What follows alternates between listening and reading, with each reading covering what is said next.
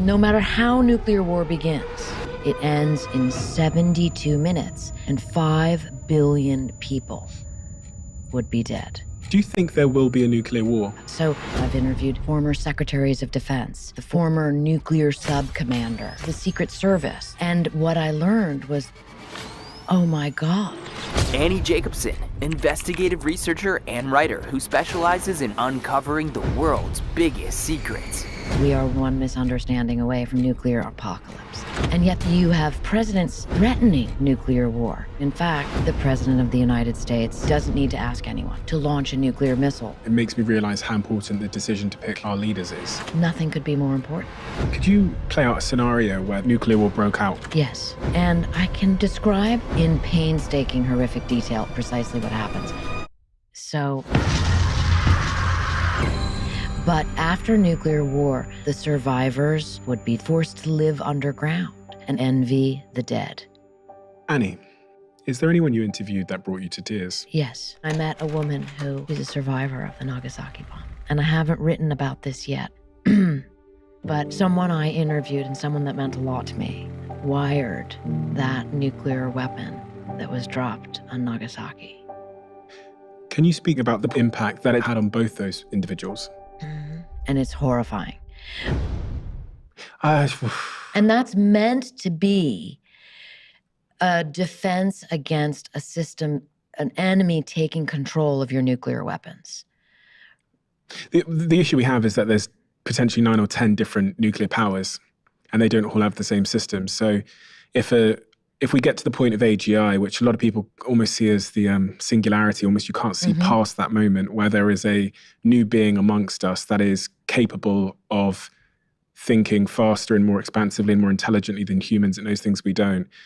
I think it might look at our systems as child's play. Well, maybe not our systems, but maybe it'll look at North Korea's systems as child's play. It might be able to put that VCR into the system and play out the nuclear simulation that tricks those people into believing they're being attacked.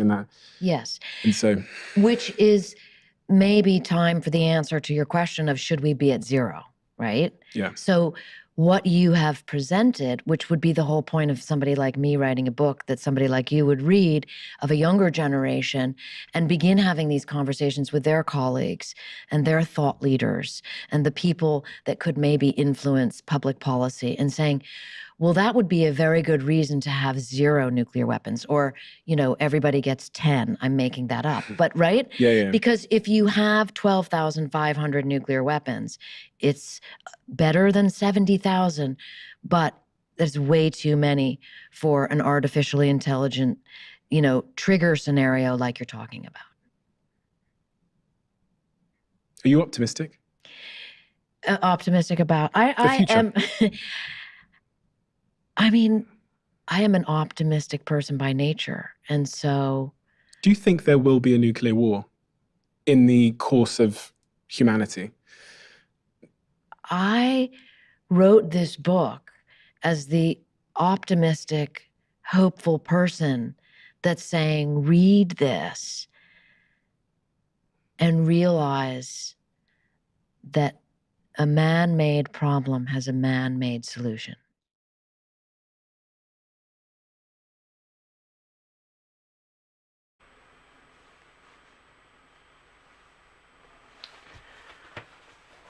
I keep asking myself every day, especially on days when I walk around the House of Representatives, I'm genuinely puzzled and curious to understand. This is a long post. I cry from the heart because the question that occupies my mind, indeed it keeps nagging me, is this: what is going on in the minds of all those people, the journalists, the academics, the researchers, museum curators, civil servants, cartel politicians, mayors, teachers, writers, etc. Maybe you're one of them. To systematically and categorically, as a herd, hermetically block out their consciousness every sound that contradicts or questions the main government narrative on any subject whatsoever, be it CO2, nitrogen, Ukraine, COVID, vaccine, climate, you name it all.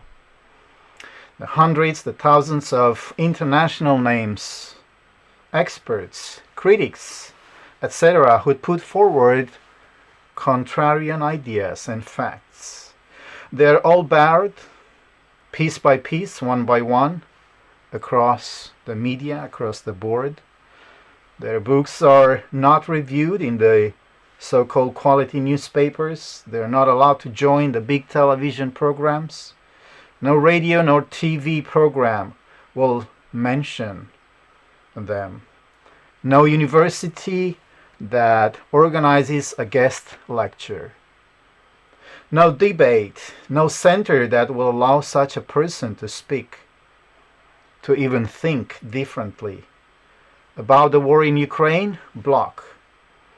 Even if you have 30 years of experience in the military, speak fluent Russian and Ukrainian, know the area like the back of your hand, and all your previous predictions came true. Never mind. Shut up. Don't see nitrogen or CO2 as a problem? Block. Questions on vaccines? Block. World-renowned infectious disease experts with different opinion on COVID? Block. And so on and so forth. We experience it weekly in the chamber. Roundtable discussions where experts inform the House are allowed only with people who endorse the policy anyway. Critical voices are not welcome. They don't want to hear that at all. An example, an expert afternoon on Ukraine with only pro-NATO types, often paid by the American arms lobby. Only. Not a single exception. And no one, absolutely no one, no stray columnist, no late-night radio show, no debate center, no self-wild scientist, no civil servant, with a twinge of conscience, no contrary museum director, absolutely no one who then says, how strange. We also want to hear the other story, the other side of the story, because it's about human lives, it's about our economy, about world peace, about the next generation. Nope, nothing. Even when the dominant story turned out to be completely false, people are also completely uninterested in the true facts or why things went wrong, like with Corona, or with the weapons of mass destruction. Nothing. Nothing at all, only obsessive attention for riots, schoolyard chatter about the formation. Peter is angry with John. Russia is coming. The so-called serious threat. The total brain death of the public debate and the public decision-making process. It never ceases to amaze me. I really don't get it. It's not necessarily the IQ. It's not that all these possible people would necessarily be stupid. They have, I assume, need IQ in most cases, so they are smart people. How can that be? I keep thinking about it. I really don't get it. End quote. It was a recent statement coming from Thierry Baudet, which is a well-known Dutch PM, member of the Dutch Parliament. I believe he still is after the new elections. What about you? That's a question I'm asking everyone, and that's a question a lot of people out there are asking humanity. The video clip, we started this presentation, and this study came about on YouTube about 1 month ago, and it made actually the headlines. Over 4 million people watched this video. A lot of people out there are very concerned, and for good reason. But the question I'm asking, and the same time with Thierry Badot here from Holland, what's going on? He's not able to find the answer why humanity has fallen into some kind of hypnotic state. Nobody is interested, at least it looks like, to find the truth. So the question I'm asking, it's based on this video. It's a long video. I definitely recommend you to watch it. I'm gonna show the link in a second. The question I'm asking is to the statement that was done here by Annie, this investigative journalist that was interviewed, and she's actually quite famous. She's world renowned. She has done this work for many years. She has been writing a lot of books, and this is based on her latest book about a possible nuclear war and how close we are as humanity, as people. And he's explaining all the conversation, all the insights, and all the interviews he has had with a lot of leaders, politicians, people in the military around the world, mostly in US. So if you're watching this video from US, I would definitely at least watch the first 15 minutes. And so, and of course, copyright belongs to YouTube channel, The Diary of a CEO, a very interesting YouTube channel. The podcaster, he's a very good interviewer, and he's always bringing up these very interesting topics, although from a, let's say, secular humanistic perspective. Nevertheless, this is a very important question. So my question to Annie Jacobsen here is her solution to the question, if she's optimistic. And her answer was, this is a man-made problem, and therefore we have a man-made solution. And my question is, did it ever work? Okay. Did it ever work? If you're ever watching this video, this presentation. Nevertheless, this, let me point it, this Monday, this last Monday, there was this report coming from an international organization called ICANN. Let me put this one here. I just summarize this.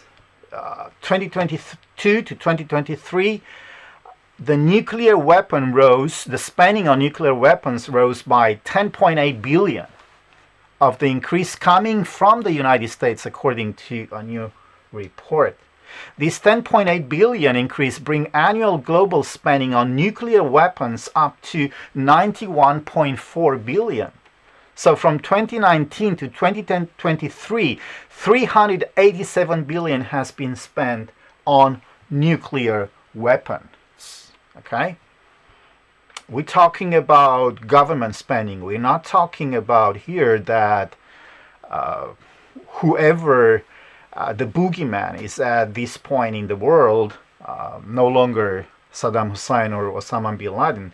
We're talking about government spending, mostly US, but also many other countries. So United Nations, World Food Program, they came up with a report in 2021 making this statement that to end world hunger, countries could spend $40 billion per year until 2030, which is a total of $360 billion over 9 years, and that will end world hunger.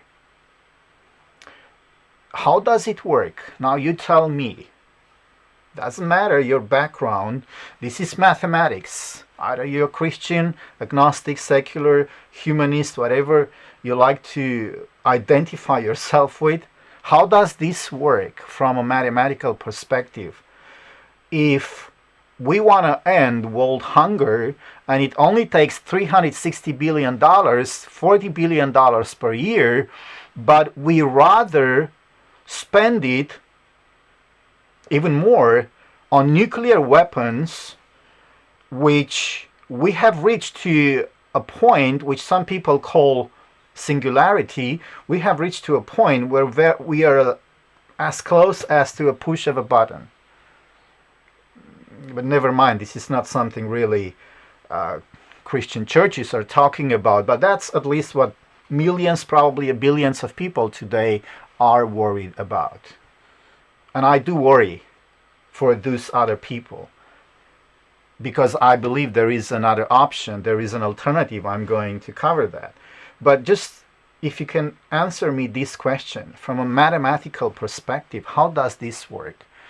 We want world peace, and I'm going to point it to some international agreements. We want to end world hunger, but we spend the money on nuclear weapons. And as Annie Jacobsen points into this interview, I think she's mentioning a number like 70,000 nuclear warheads around the world, 70,000, which probably, I'm not a military expert, but that will give the option to annihilate the whole planet, I don't know how many times around. So obviously it's not enough. So governments are spending, and we're talking not just US, we're talking European countries, we're talking NATO, European Union, because they want to make peace. I do have a cognitive dissonance on this one here. It doesn't fit in my mind to spend $40 billion per year, but nevertheless, let's go on. ICANN notes that sum is 27 billion less than what the US, China, Russia, United Kingdom, France, India, Israel, North Korea. Oh yeah, if you didn't know, Israel has nuclear weapons. That's official now. North Korea, Pakistan spent on their nuclear arsenal in just 5 years. 27 billion less. So, does it look like the world governments, politician leaders wants peace?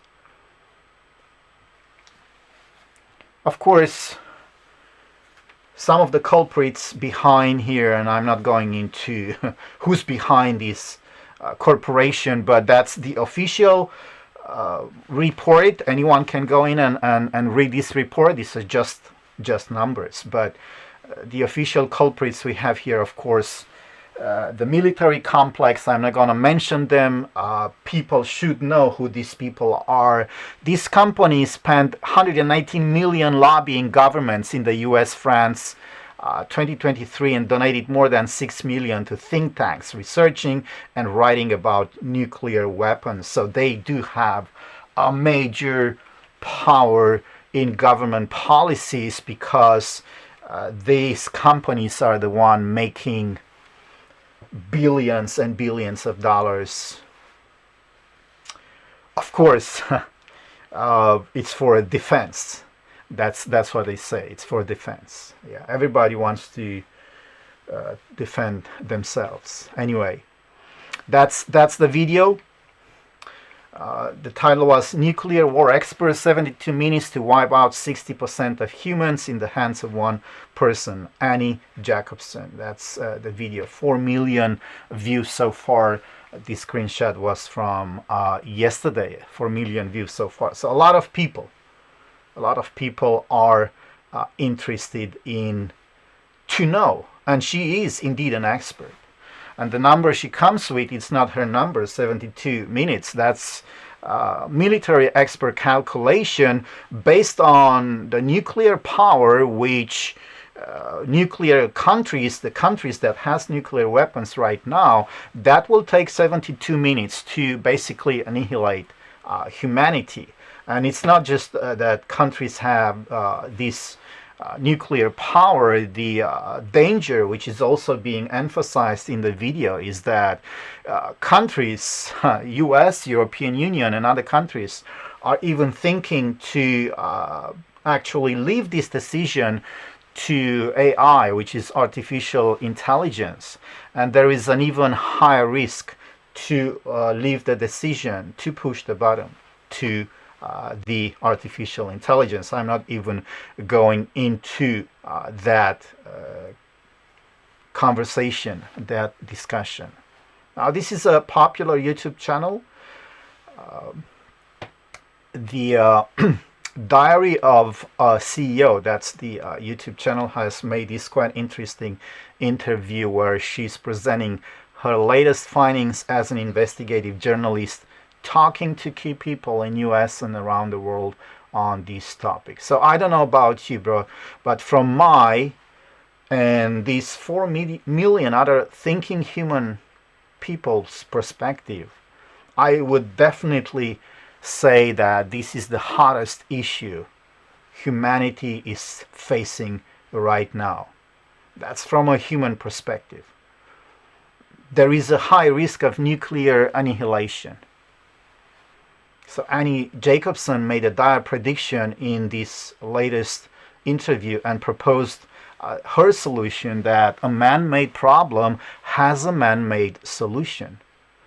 So I'd like to challenge Annie Jacobsen and anyone that actually believes that there is a human solution to this. You know, that's quite kind of the end. If this is happening, that's what a lot of people believes, that's the end. Everyone else looking for world peace, waiting for this to happen through human endeavor. Is this possible from a human perspective? A lot of people, million, maybe billions of people, they believe that. And I'm not judging anyone's motives, but is it possible from a human perspective? My question is it possible from a biblical perspective? Does any other religion, philosophy, ideology come up with any other solution? This is quite the end of the road. It's the end of the tunnel. If there is no solution to this, then that's it. Humanity is annihilated. That's what billions of people believes out there, and even in this little country we are right now. So my question is to you. Did a human approach ever work? Has there been human solutions before to this problem? Yes, there has, and there is. At least human offerings. What does the history tell us? I'm not going into that. That's a long presentation, but there has been a lot of times people, organizations has tried. What about the last 70 years? What about scientific discoveries? What about modern technologies? Artificial intelligence, will that bring the world closer to worldwide peace? Do you believe and do you find and do you know any political system out there, be it democracy, republicanism, technocracy, even dictatorship, whatever system you may pick as your preferred system of governance, did any of these systems ever succeeded in bringing everlasting, at least for a long period of time, peace? Not in known human history, I would say. Maybe I don't know the whole history, you would say. Maybe you live in a country, let's say like little Denmark, you say yes, but we have had peace for the last 70 years or so. Really, I think you should reconsider your definition of war, because war doesn't mean that your house is being bombed. If your country goes to war, against another country, which Denmark did several times through NATO and Norway and Sweden and whatever country you are. So that's another conversation. So what is peace, by the way? Let's have a definition on this from the beginning, because there is a human definition on peace, of course. So I'm just going to summarize here. These are coming from different dictionaries. Peace is often defined as the absence of war, violence, conflict, this perspective, and so war. Peace is as a state of tranquility or quiet. Also, peace refers to the state of harmonious relationships where individuals and groups live together without hostility or aggression. Yeah, sounds great, I would say. On a personal level, peace can mean inner tranquility and mental calmness, free from anxiety, stress, and inner conflict. This is something I found in psychology today. Inner peace is described as a state of mental and spiritual calm. So would you agree on this? That's a humanist perspective, which somehow, somewhere intermingles with Christian view, at least humanist Christian view. Social justice is also being promoted through many different programs. Another dimension of peace is social justice. It's being told and written by United Nations programs. And they emphasize that peace involves more than just the absence of war, includes a process of building and maintaining a stable society that resolves conflicts without violence and where individuals have access to fair institution and justice. And this is fine, but my question is, who is going to govern this institution that will bring fair justice and a stable society? And if we vote some kind of institution, like recently WHO tried to be one of these institutions to guard human health, do we trust this institution? And will this institution build on moral standards which will be agreed upon by a large portion of humanity? So that's my question. So the last one I'm going to bring here, that's also coming from WHO. It's a United Nation organization, mostly private, because it's sponsored by private corporation, private people. Peace is also viewed as a state of holistic well-being, as a complete physical, mental, social well-being, and not merely the absence of disease or infirmity, which aligns closely with the broad concept of peace. So that's a human broad concept of peace, and the references are here on the screen. So that's the human definition of peace, which tries to bring together various dimensions, including the absence of conflict, the presence of relationships where people are living in harmony, overall well-being, and that's a different perspective on this solution, human solution. So the summary is that from a humanistic perspective, peace can be understood as the absence of conflict and violence and so forth, as we have read so far. Do you confine with these definitions based on your background? Whatever you identify with, whatever ideology, is that the definition of peace, these definitions which you would sign for, vote for? Would you go for these definitions? That's the question I would like to ask you. So please go ahead. Let me know what you think. What if you're a Christian? What if you claim to be a Christian and promote a Christian worldview? Also in regards to this quite intrinsic question and problem that the world is facing right now. Are the solutions which are being presented to us by these well-known organizations as WHO, United Nations, psychology programs, social justice, government policies, and so forth, Is there anything to add or replace in these solutions, or are they good enough for you? Well, if you're listening to this presentation, what is your take on this? Do you believe that humanity by itself will ever achieve world peace? Is there a human solution to these problems which humans have created? These and many other related questions are being asked by millions of well-meaning people around the world right now. Because I strongly believe millions, if not billions of people right now are being fear-mongered into a fear corner again. Have a look at the Scandinavian.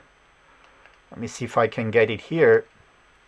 The Danish Scandinavian side, and just do a quick search on Google here. You will find a lot of English articles. The Danes asked to keep supplies, iodine pills to prepare for war.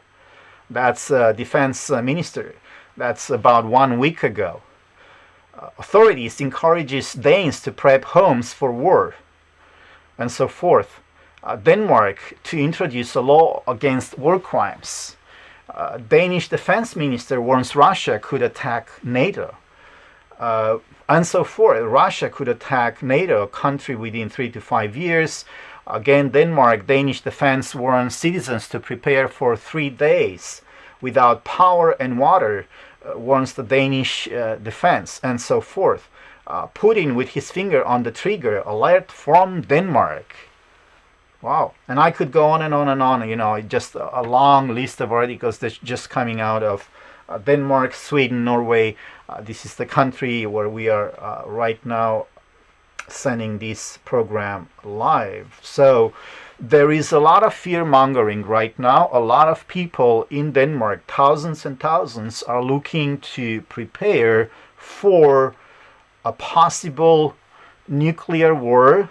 There is a fear-mongering campaign coming from governments, from European Union institution. A lot of politicians are trying whatever they can to bring people to a realization. That's a preparation of a mindset to accept a possible coming nuclear disaster. That's what's happening right now. I'm not going to focus on that. That's not really the focus of my presentation today.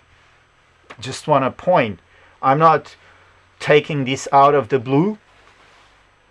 Millions, billions of people are worried about what's going on. As a Christian, I've been thinking about this a lot. Do we have a solution? Do we even have a say in this conversation? Are we just going to hide in our little club wherever, whatever Zoom meeting we like, we prefer, and just leave the world behind?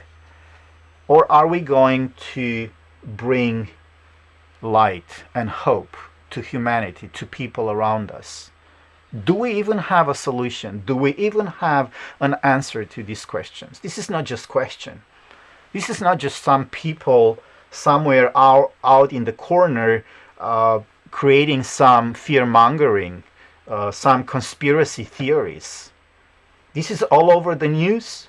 A lot of people are talking about this, but I see very little to no participation from a large Christian community. And this is very sad. And this is very worrying. So searching, listening, and watching what people are talking about on social media, mainstream, alternative media right now is how to prepare for a possible nuclear war. People are scared. Some are scared to death. Some have begun again to have psychological problems, anxiety. So if you're a Christian, again, what is your take on this? What is your reaction? Are we just switching channels? What is your understanding? What is your perspective and contribution to the actual situation in the world today? Are you trying to be involved somehow, actively involved, trying to bring maybe some hope, shed some light, maybe bring some comfort to whoever you may be in contact with? We may not have a say in governments. We may not have a say worldwide. We may think that we have no power. We may think that we have no money to interfere or to even intervene. But hey, listen, this YouTube channel has had over 4 million people to watch their video. What if this presentation will be watched by 1 million people? Would you help with that? I mean, if you have time, of course. If you're not too busy planning your next vacation or watching football, cycling, or whatever is the main distraction right now. So what would be your contribution for world peace right now? At least if you care about world peace.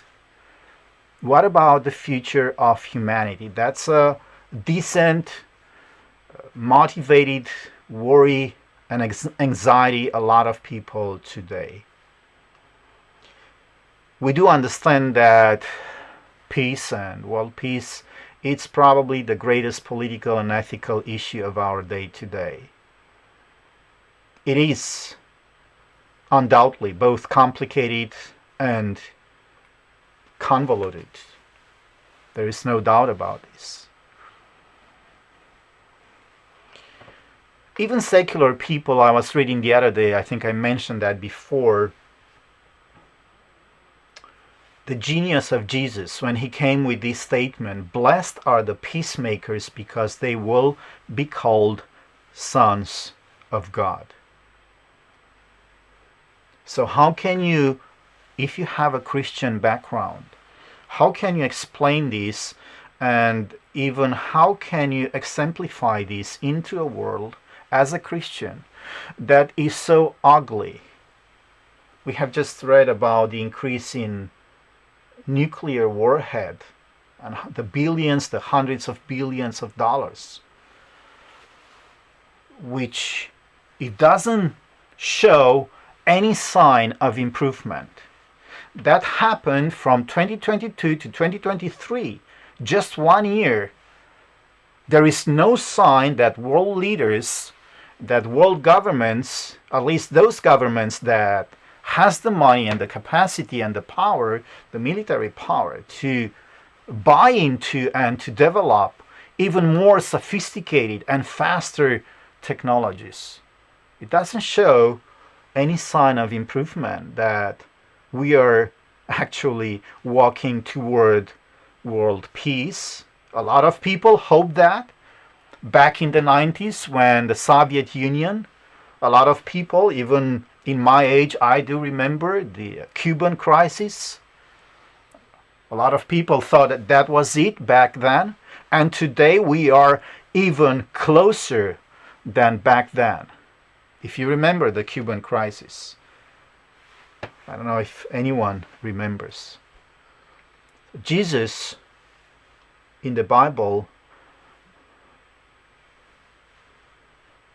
is associating to be a son of God, to be called a son of God. It's actually associated to be a peacemaker. So we aren't given a choice here of whether or not we would like to be called to be peacemakers. And we are certainly aren't given the choice of what kind of world we would like to live in. So as bad as things may be, this is the only world we have. And if we are going to be true to Jesus, if I call myself a Christian, so the requirement is that we have to be peacemakers. But what did he mean by peacemakers? Let's dispel some of the misconceptions maybe which it is to be a peacemaker. There's some misconception. What I would say, peacemaking is not the absence of conflict, according to the Bible. Peace is in the Bible is never to be confused with pacifism or avoidance of strife. We are never instructed in the Bible to run from conflict. Putting our head in the sand, hoping that the conflict will end, only delays the inevitable. Appeasement of parties. We're talking about peace treaties, negotiations. Probably some of you following what's going on knows that there has been the closest war, which is getting closer to us, is the war in Ukraine. There has been a negotiation in Switzerland. Interestingly enough, one of the biggest party in this war, which is Russia, was not invited. So a lot of people have been wondering, how do you make peace if the war parties are not sitting at the same table? It doesn't really make sense, at least to me. But they reached a conclusion and an agreement to buy more weapons for Ukraine. That was the peace solution coming out of Switzerland, among other things. So the peace at any price mentality is far from biblical command. You can never make everyone happy all the time.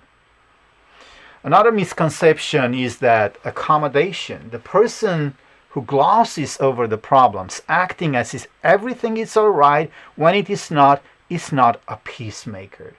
So accepting evil, accepting bad things from a moral perspective is not being a peacemaker. That's what the Bible says, and I'm only summarizing here. So what did Jesus mean by peacemaker? Well, we know the famous benediction. We find it in the Bible, chapter 6, explain this idea. The Lord bless you, keep you, and protect you. The Lord makes his face shine on you and be gracious to you. The Lord look with favor on you and give you peace. That's the biblical definition, one of the meaning of being a peacemaker. Okay, so do you agree on this one here? Do you agree on this one here so far? I asked the question, why can't we have world peace?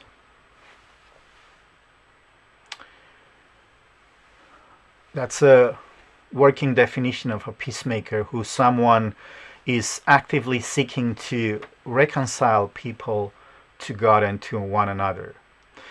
So let's look closely at the word peacemaker. You know, the world today, you have sociology classes, you have psychology classes, and there is a lot of discussion and trainings and courses. You know, if you're studying psychology and maybe sociology and other, in Denmark it's called humaniora, you know, you go and you study this from a humanistic perspective. So there is a lot of information, there is a lot of science, there is a lot of at least trials to achieve world peace. But, you know, I'm asking the question, did it ever happen? What is going on right now in the world? Does it show us, if we just look at what's going on in the world, that the world is ready for peace? The word peace in Hebrew, you know, I'm using this word a lot to greet other people, the word shalom. It's used as a greeting word or a departing word, in as much as the same way we would say hello or goodbye. It is a broad term related to health, prosperity, not just peace, harmony. So it's got this wholeness, this holistic approach, because it means perfect welfare, serenity, fulfillment, freedom from trouble, liberation from anything which hinders contentment, hinders fear. When the Jew said, at least the Bible, the Torah believer Jew said shalom, they were wishing one another the full presence, peace, and prosperity of all the blessings of God. Did you know that? It wasn't just saying goodbye, hello, how are you? That was built into the word Shalom. So it is important to remember that peace in the Bible is always based on justice and righteousness, not appeasement. That's the biblical principle. Where justice prevails and righteousness rules, there will also be peace. But without these two virtues, lasting peace is not possible. So here, I said it already. I wouldn't call it a preconceived answer to my own question. Did it ever happen? Is it possible to have a human solution to world peace? The word make it in term of peacemaker comes also from the Greek verb, which also means to do something, to be active into making a peace process. It is a word which is filled with energy. It mandates action, initiative. You cannot be a peacemaker and live in apathy, do nothing, wishful thinking. Someone has to drag the combatants to the table, the war parties, and give them a reason to put down their arms. Jesus didn't say, blessed are the peace wishers, or the peace hopers, or the peace dreamers, or the peace lovers, or just the peace talkers. That's what we see today. We see a lot of these peace talkers, dreamers, wishers. Oh yeah, a lot of people would love peace, but what are we doing? What are you and I doing for peace? Peace must be made. It never happens by chance. A peacemaker is never passive. A peacemaker will always take initiatives. A peacemaker is active and doing something. So when these two words are taken together, peace and maker, it actually describes one who is actively pursuing peace, pursuing more than the absence of conflict. You can have a temporary absence of conflict, but that's not everlasting peace. A peacemaker just doesn't avoid strife.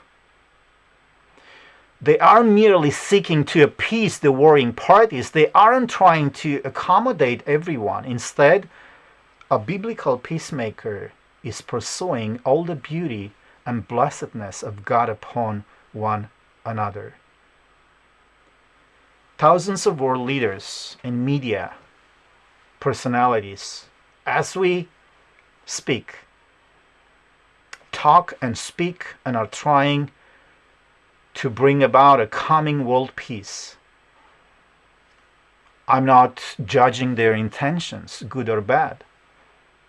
But the Bible, I believe, paints an entirely different picture, because the Bible has much to say about peace, and also about not just saying about peace, but the Bible points and paints very clear conditions for peace.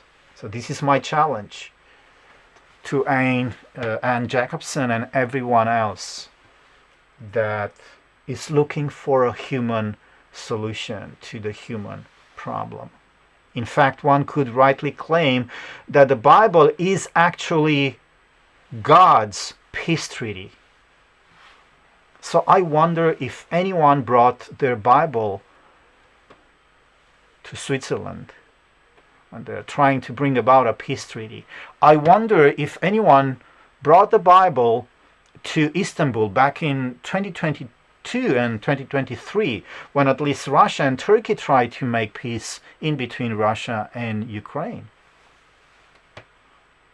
There are actually quite a few conditions which are God's condition for peace. And if you didn't know, let's go ahead, because I did actually discover, I believe, at least 5 conditions which are laid out in the Bible for everyone to read. You don't have to go to some mystical website, to some obscure book or whatever media you might think that will give you this information.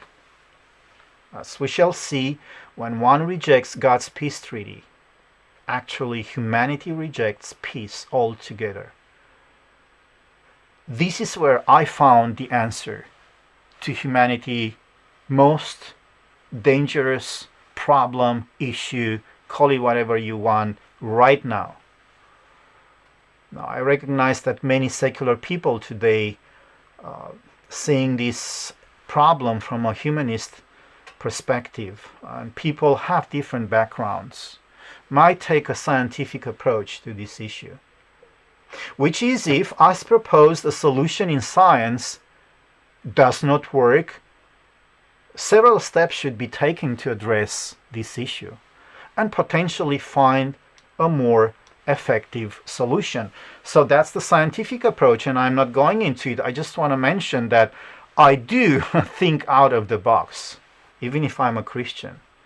I'm trying not to be biased by my Christian worldview. So I do look at the scientific approach. And I want to point to actually number 7, because this is where I believe the world is right now. I'm asking humanity, don't we really see that every single solution that humanity has proposed over centuries, the last 70 years, you name it, did it work? I mean, we're spending over $230 billion, even 300, more than it will take to end world hunger on nuclear warheads. And we're still talking about that, yeah, we will eventually reach to world peace. What about exploring alternative solution approaches? What about this? And Jacobsen, what about? Shouldn't we, as if we take a scientific approach, remain open to revision? We should keep an open mind. We should re-examine that it didn't work. And this is my peer feedback to human solution. So let's take this step. Let's explore the alternative approaches, because nothing else seems to work. Does it? You tell me. United Nations. This is a new agenda for peace, came out actually last year. Again, my question, did it work, United Nations? Now, I have to say, I made some statements before about United Nations. I may not be the big fan of United Nations. There is a long history. That's not what I want to go into today. I'm just asking the question. Does this world program, does this new agenda for peace came out July last year, almost 1 year ago, did it work? When at the same time, the same governments which are signing these agendas are spending billions of dollars in buying more weapon, more nuclear warheads. So, who gets peace in the Bible? That's my question to you. The Bible, God, the God of the Bible is very clear. If ye walk in my statutes and keep my commandments and do them, Leviticus, I will give you peace in the land, and ye shall lie down, and none shall make you afraid. And there it comes, the consequences, and so forth. There are consequences. Slain before your enemies, they hate you, shall reign over you, shall flee, and on, and so forth. That's one of the studies I would definitely point to. The Bible is very clear. If we take the scientific approach and explore alternatives, because nothing else worked so far, What about the biblical approach? What about God's solution? So who gets peace in the Bible? It's very clear to me. I don't know about you, but those who obey God's commandments. So remember this next time you're going to vote for your hopefully politician or prime minister or president that is going to bring about the peace you're looking for. If you're a Christian, a nation which lives as though the Bible had never been written. We live in a so-called Protestant countries here in Scandinavia. And that nation is a nation which will not know peace. The same is true in any home or any church. When God's word is applied, it is going to, by natural consequence, by natural law, that's the biblical natural law, not human natural law. When it is not applied, men, humans, will consequently have war. That's a fact of life which obviously world leaders, as in the question I started to mention before, these leaders refuse to accept. They refuse, and therefore will they ever know peace for as long as they refuse? There are several Bible verses pointing to this, that peace is dependent on walking by God's status. And there is the next one, the acceptance of truth.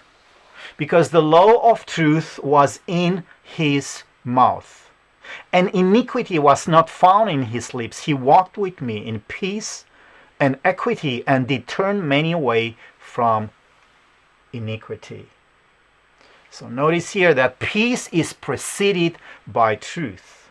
So can you have a peace treaty where the truth is not on the table? Can you have peace in your family, with your friends, if the truth is not put forth? The law of truth was in his mouth. That goes for every single one of us. As long as people seek to fill their minds with everything but the Bible, truth, they will have everything else which are filling their minds except peace. Homes will be wrecked. Churches will split. Families, political groups, governments, countries will fight with one another, even within its own borders, as we see right now in Russia, Ukraine. Military will fight beyond. We have worldwide military organizations as NATO and so forth. There will be no peace until, according to the principle of the Bible, until truth is not just a value, but is more valuable to man than popularity, entertainment, money, food, power, you name it. So therefore, peace is only for a special certain group of people, because as it looks right now, at least from my perspective, not everyone is interested to follow or to accept the law of truth. A lot of people think that we are just entitled to peace because we just say we want to have peace. A person, a nation wants peace. That's the world's only condition. If you want to live in peace, then you should be allowed to live in peace. Is that so? I think you should ask the millions of Palestinians how they look at this perspective. How do they understand this perspective? Or whoever is living in whatever war zone right now in the world. I believe there is only one source for peace. God's way or man's way. Your choice. You decide. But God said that seek ye first the kingdom of God, his righteousness, and all the other things shall be added unto you, because the kingdom of God is not meat and drink, but righteousness and peace and joy in the Holy Ghost. So it looks like it's very clear that God has a very different view, and since God is the only real giver of peace, man will have to meet God's conditions of a peace treaty or live without peace. There is no other source for peace. I don't know about you. When I've started to understand years ago how things works, from a natural perspective, which is the natural lawgiver's perspective, I understood that I'm not going to look or vote or hope or think or pay for any human endeavor to bring about world peace unless man cannot buy peace at any price. God has the product and no one else does. If we as humanity wants peace, we'll have to go to God. He has monopoly on this. We have to go to God and get it. And we will get it. When? When we seek the kingdom of God and his righteousness, because self-righteousness is man's problem. And you see that all over the mainstream media today. Self-righteousness. Oh, Vladimir Putin, he's so bad, he's a terrorist, and we are the good ones. We want peace. So let's bomb them, let's buy more weapons, let's invest in more warheads. Let's give Denmark billions and billions to more war. But there is an even more important condition. And we know that. Because the most important one is the personal peace with God. Thou wilt keep him in perfect peace, whose mind is stayed on thee, because he trusted in thee. That's Isaiah. So a man who isn't at peace with God, is my understanding, is not at peace with himself. A man who isn't at peace with himself will not be at peace with others. Humanity is not at peace with itself. No one which is at peace with itself will, in my understanding, and now I'm going to say something which probably, it's dangerous to say actually, even your opinion. I'm not politically correct. I would never go to war to kill another person. That was my statement about 20 years ago when I went to the Danish conscription and they wanted me to join one of the NATO bases here in Denmark because of my professional background. And they were quite angered at me, I remember, the officers. And they asked me to explain, and I've tried to give some of the explanation which I'm giving to you today. But nevertheless, a man who isn't at peace with God is not at peace with himself. So do you think that people that are going to make these peace treaties around the world, do you really believe that these politicians which are trying to sell you peace by buying more weapons are at peace with God? And if they're not at peace with God, will they ever be able to achieve peace for other people? What does reality looks like? And if it's not your reality right now, because maybe you still live in a country where nobody's bombing your house right now and you're not trying to escape and run for your life, what do you think people in Ukraine, Palestine, Sudan, and many other countries and wars which we don't even mention today are thinking about this? it looks like humanity and man never learns, and peace never comes because God's peace treaty is continually refused. We have a lot of Bible verses to support this statement, and I'm not taking the time to go through. The Lord taketh pleasure in them that fear him, in those that hope in his mercy.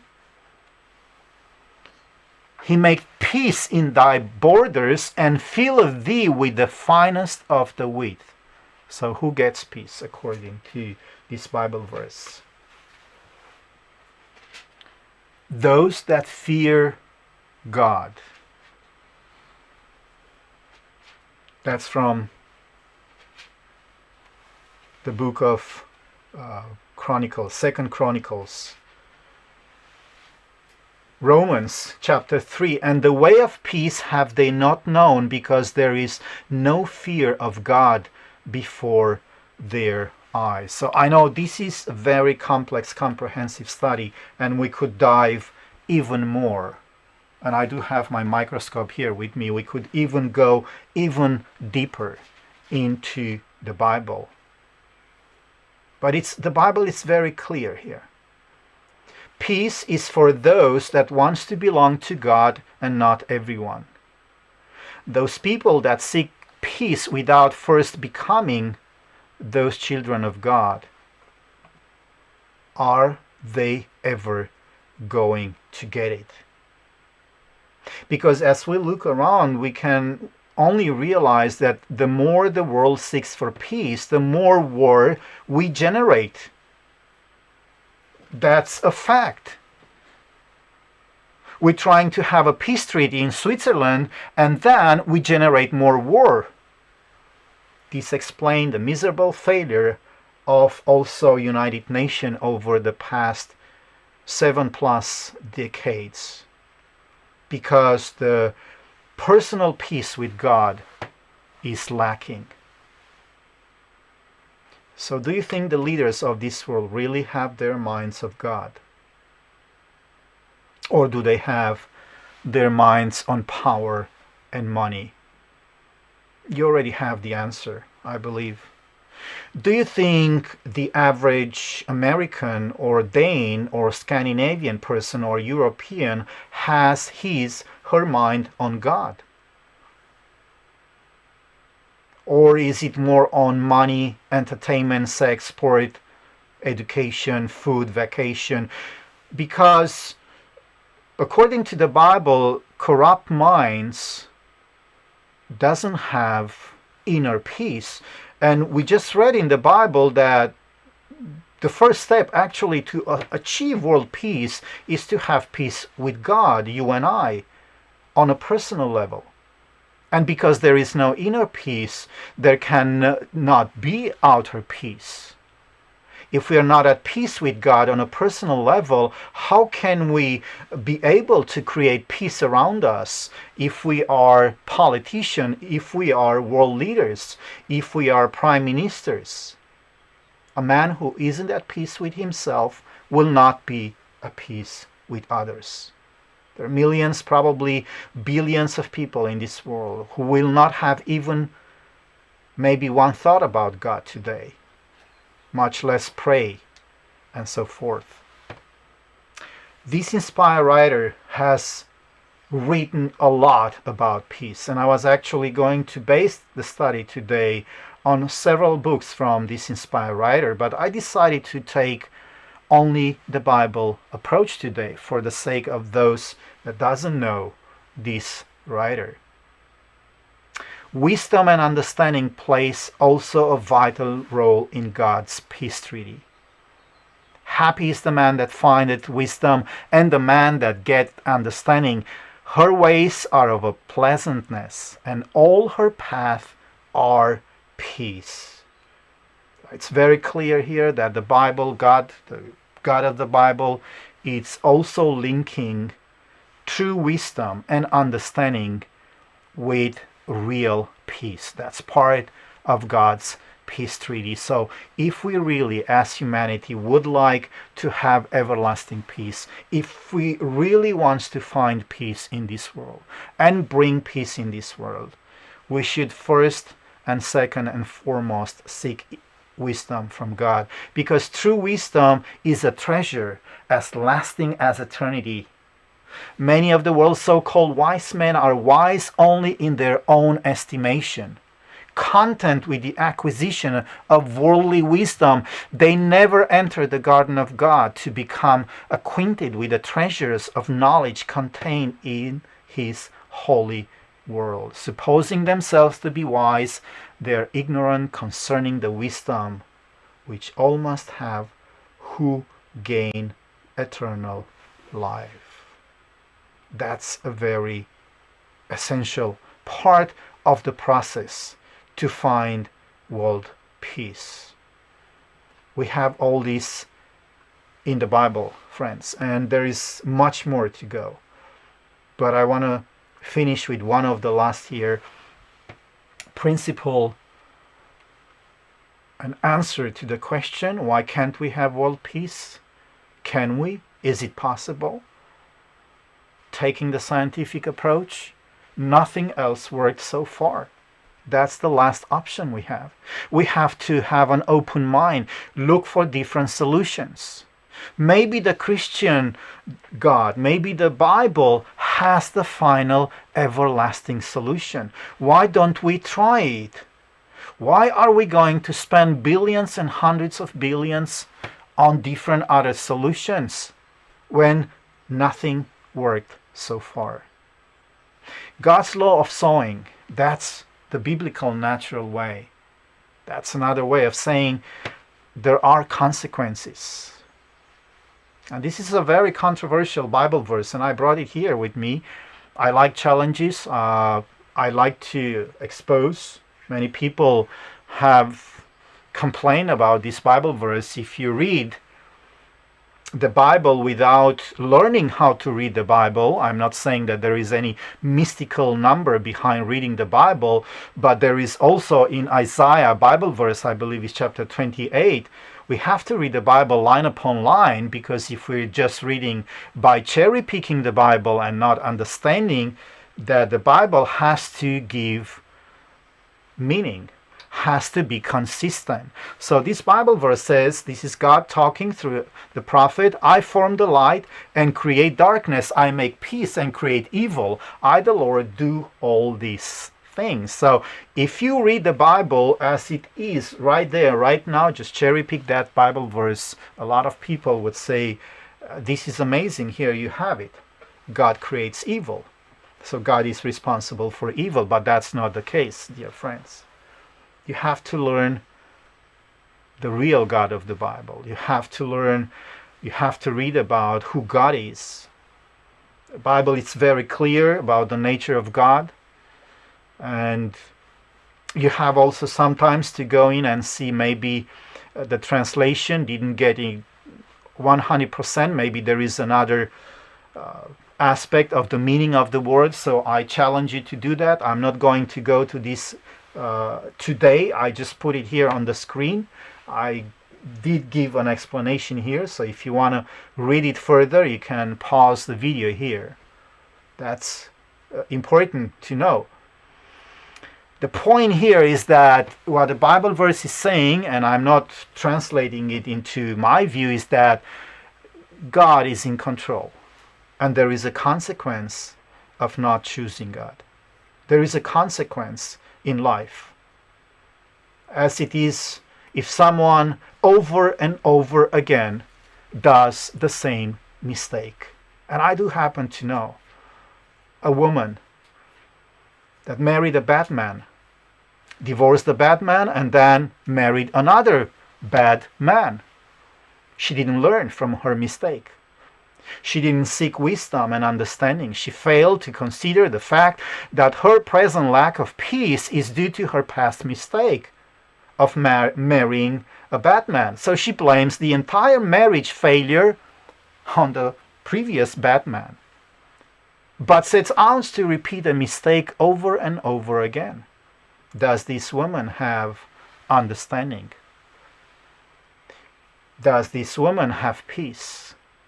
The same is true for everybody else in the world, being in the political or in the church. A wise person realizes that every action produces a consequence. So if we want peaceful consequences, there are conditions to a real everlasting peace.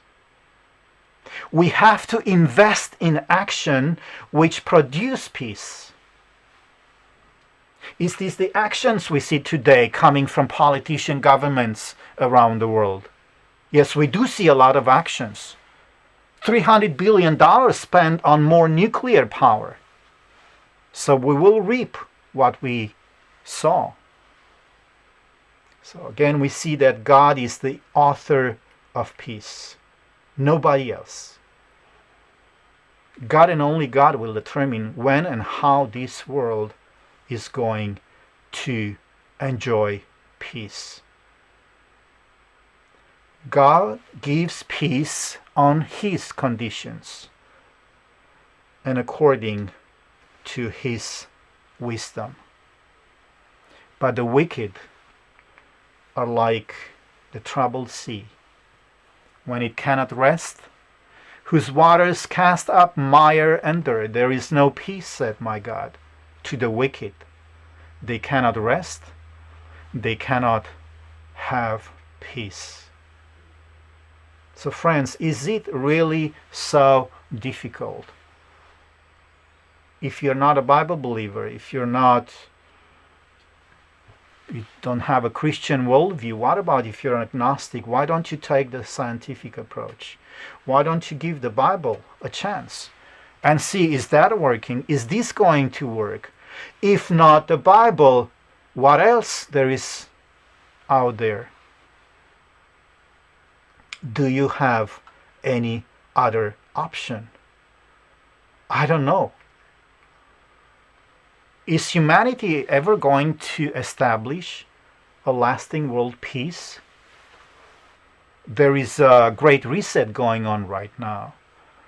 There are billions being invested in the transhumanist movement.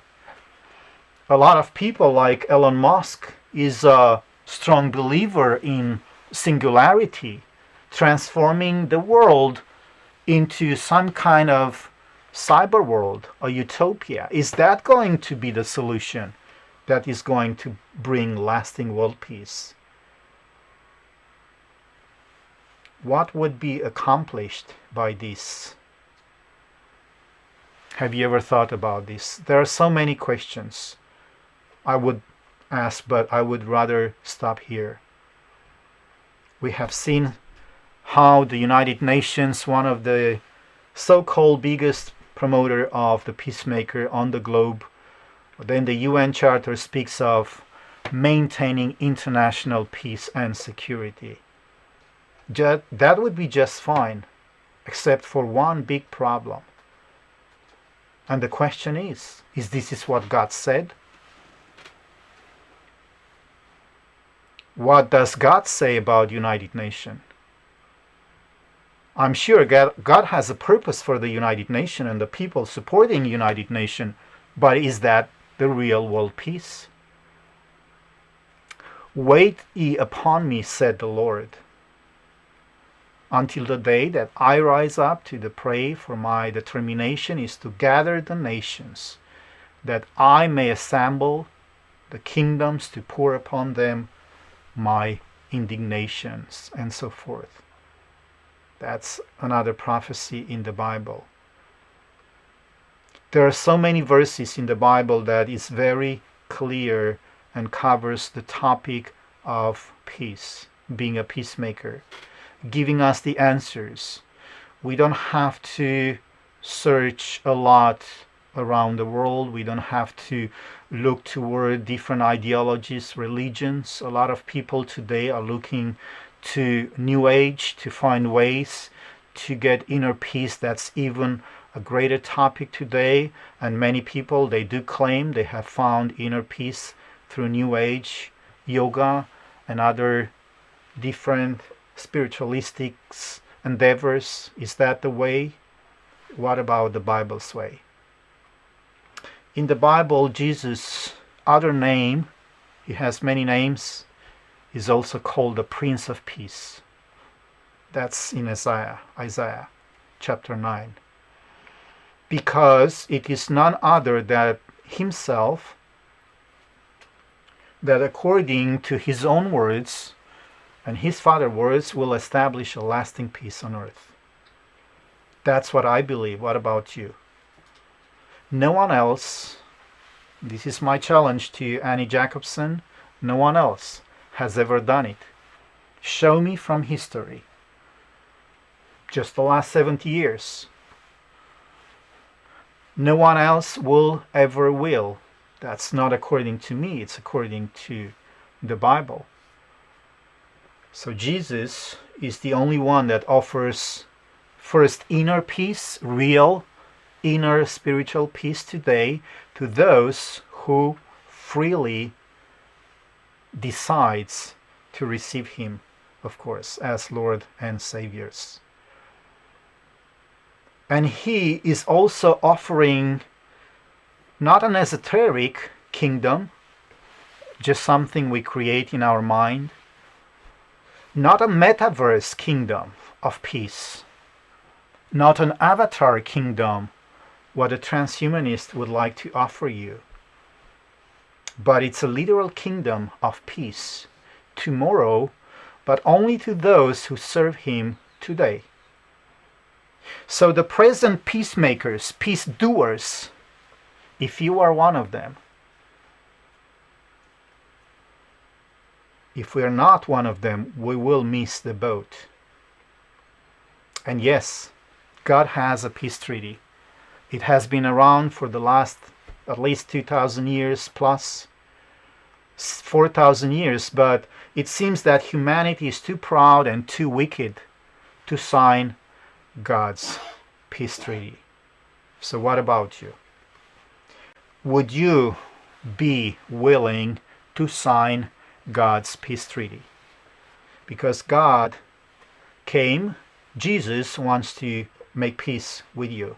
That's why he came. He came into this world. We know what he did. We know what he paid. So therefore, it is my strong conviction that there is only one peace treaty and there is only one answer to my very own question, my challenging question to Anne Jacobsen and the 4 million plus people that have been watching, and the thousands of comments if you go and watch the video, the interview, which somehow, somewhere are hoping for a man-made solution. Only by receiving the only Prince of Peace as the Savior, personal and for humanity, can we, you and I, enter the gates of heaven where we will have this everlasting peace. I don't believe there is any other way. Do you? Thank you.